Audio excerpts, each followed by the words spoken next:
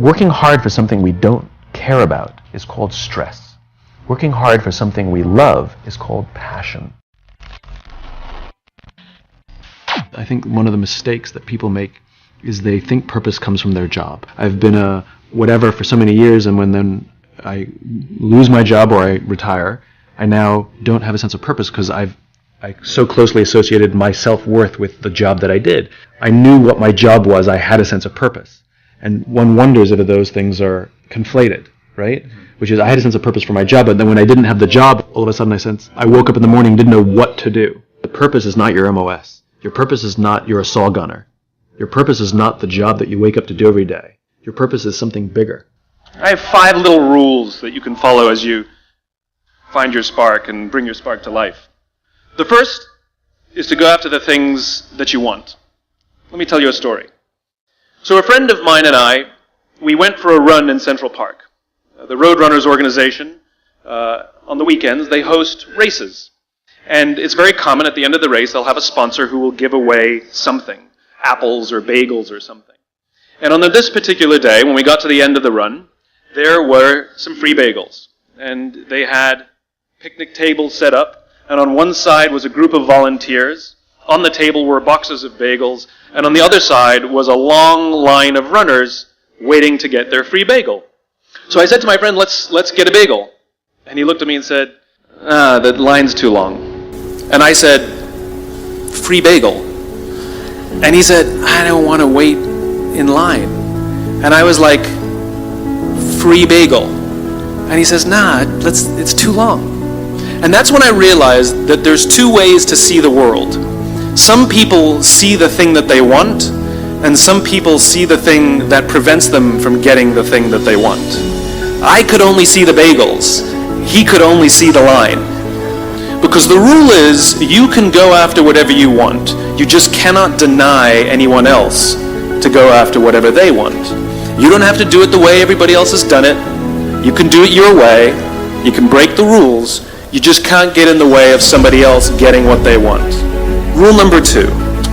In the 18th century, there was something that spread across Europe and eventually made its way to America called puerperal fever, also known as the Black Death of childbed. Basically what was happening is women were giving birth and they would die within 48 hours after giving birth. This Black Death of childbirth was the ravage of Europe, and it got worse and worse and worse over the course of over a century. And these doctors and men of science wanted to study and try and find the reason for this Black Death of childbed, and so they got to work studying, and they would study the corpses of the women who had died. And in the morning they would conduct autopsies, and then in the afternoon they would go and deliver babies and finish their rounds. And it wasn't until somewhere in the mid-1800s that Oliver Wendell Holmes realized that all of these doctors who were conducting autopsies in the morning weren't washing their hands before they delivered babies in the afternoon. And he pointed it out and said, guys, you're the problem. And they ignored him and called him crazy for 30 years. Until finally somebody realized that if they simply washed their hands, it would go away. And that's exactly what happened. When they started sterilizing their instruments and washing their hands, the Black Death of childbed disappeared. The lesson here is, sometimes you're the problem. Take accountability for your actions. You can take all the credit in the world for the things that you do right, as long as you also take responsibility for the things you do wrong. It must be a balanced equation. You don't get it one way and not the other. You get to take credit when you also take accountability. Lesson 3, take care of each other. The United States Navy SEALs are perhaps the most elite warriors in the world. And one of the SEALs was asked, who makes it through the selection process? Who is able to become a SEAL? And his answer was, I can't tell you the kind of person that becomes a SEAL. I can't tell you the kind of person that makes it through BUD/S, but I can tell you the kind of people who don't become SEALs. He says the guys that show up with huge, bulging muscles covered in tattoos who want to prove to the world how tough they are, none of them make it through. He said the preening leaders who like to delegate all their responsibility and never do anything themselves, none of them make it through. He says some of the guys that make it through are skinny and scrawny. He said some of the guys that make it through, you will see them shivering out of fear. He says, however, all the guys that make it through, when they find themselves physically spent, emotionally spent, when they have nothing left to give physically or emotionally, somehow, some way, they are able to find the energy to dig down deep inside themselves, to find the energy to help the guy next to them. They become SEALs, he said. You want to be an elite warrior, it's not about how tough you are, it's not about how smart you are, it's not about how fast you are. If you want to be an elite warrior, you better get really, really good at helping the person to the left of you and helping the person to the right of you. Because that's how people advance in the world. The world is too dangerous and the world is too difficult for you to think that you can do these things alone. If you find your spark, I commend you. Now, who are you going to ask for help, and when are you going to accept help when it's offered? Learn that skill. Learn by practicing helping each other. It'll be the single most valuable thing you ever learn in your entire life, to accept help when it's offered and to ask for it when you know that you can't do it. The amazing thing is, when you learn to ask for help, you'll discover that there are people all around you who've always wanted to help you. They just didn't think you needed it because you kept pretending that you had everything under control. And the minute you say, I don't know what I'm doing, I'm stuck, I'm scared, I don't think I can do this, you will find that lots of people who love you will rush in and take care of you. But that'll only happen if you learn to take care of them first. Lesson 4.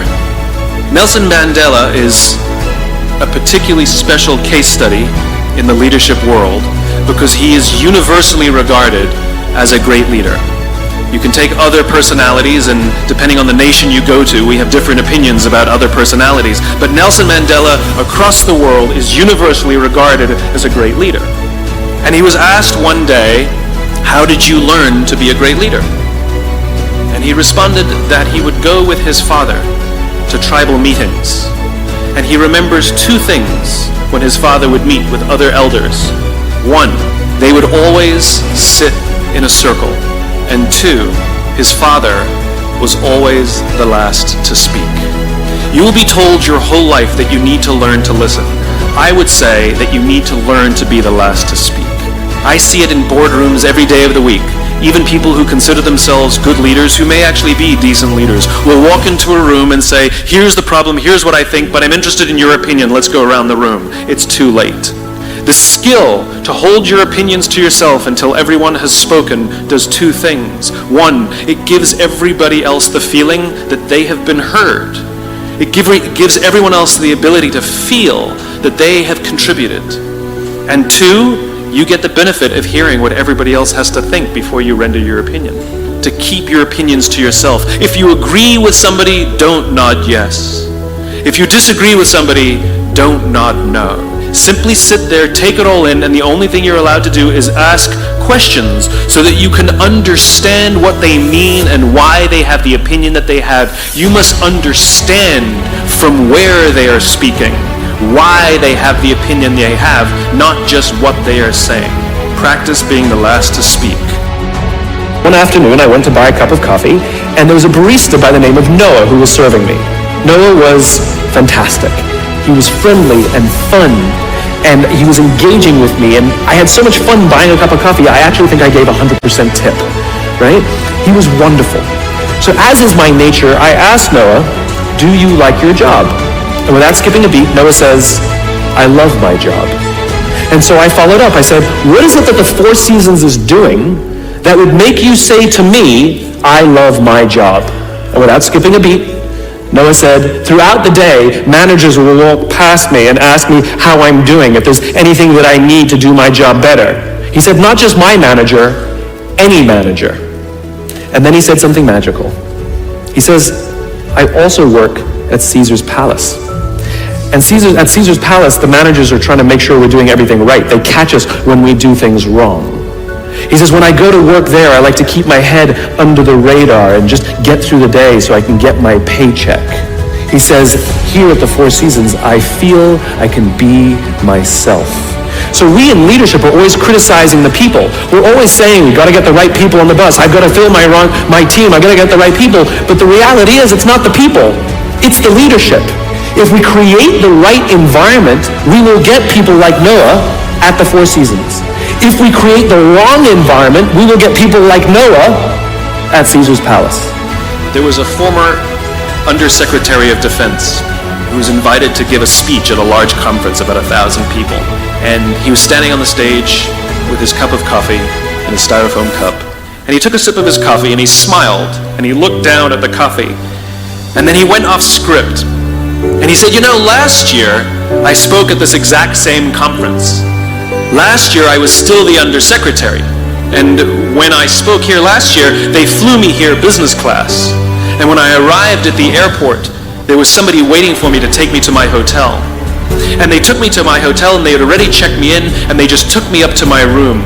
And the next morning I came downstairs and there was someone waiting in the lobby to greet me and they drove me to this here same venue and handed me a cup of coffee in a beautiful ceramic cup. He says, I'm no longer the Undersecretary. I flew here coach. I took a taxi to my hotel and I checked myself in. When I came down the lobby this morning, I took another taxi to this venue. And when I asked someone, do you have any coffee? He pointed to the coffee machine in the corner and I poured myself a cup of coffee into this here styrofoam cup. He says the lesson is, the ceramic cup was never meant for me. It was meant for the position I held. I deserve a styrofoam cup. Remember this. As you gain fame, as you gain fortune, as you gain position and seniority, people will treat you better. They will hold doors open for you. They will get you a cup of tea and coffee without you even asking. None of that stuff is meant for you. That stuff is meant for the position you hold. It is meant for the level that you have achieved of leader or success or whatever you want to call it. But you will always deserve a styrofoam cup. Remember that lesson of humility and gratitude. You can accept all the free stuff. You can accept all the perks. Absolutely, you can enjoy them. But just be grateful for them and know that they're not for you. And so I keep meeting these wonderful, fantastic, idealistic, hardworking, smart kids. They've just graduated school. They're in their entry-level job. I sit down with them and I go, how's it going? They go, I think I'm going to quit. I'm like, why? They're like, I'm not making an impact. I'm like, you've been here 8 months. You know? It's as if they're standing at the foot of a mountain and they have this abstract concept called impact that they want to have in the world, which is the summit. What they don't see is the mountain. I don't care if you go up the mountain quickly or slowly, but there's still a mountain. And so what this young generation needs to learn is patience. That some things that really, really matter, like love, or job fulfillment, joy, love of life, self-confidence, a skill set, any of these things, all of these things take time.